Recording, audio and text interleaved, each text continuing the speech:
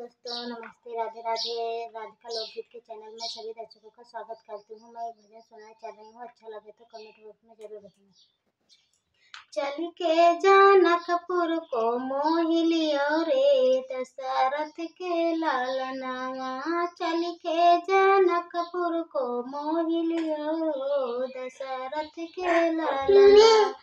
वही रे जनकपुर में फूल फुलवरिया, वही रे जनकपुर में फूल फुलवरिया।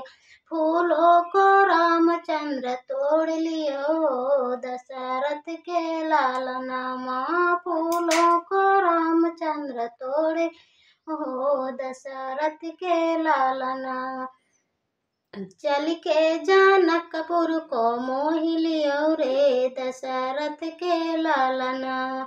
वही रे जनकपुर में धनुआ पुरानी, वही रे जनकपुर में धनुषा पुराना।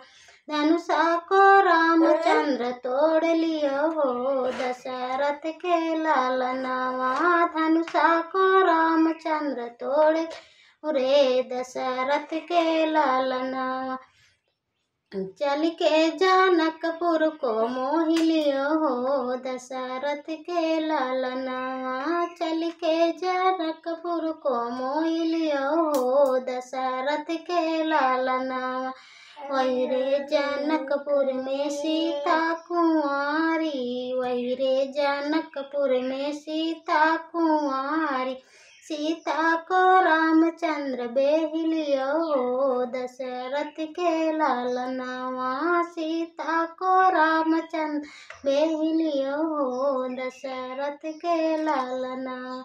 चल के जनकपुर को मोहि लियो हो, दशरथ के लालनावा। चल के जनकपुर को मोहि लियो हो, दशरथ के लालना।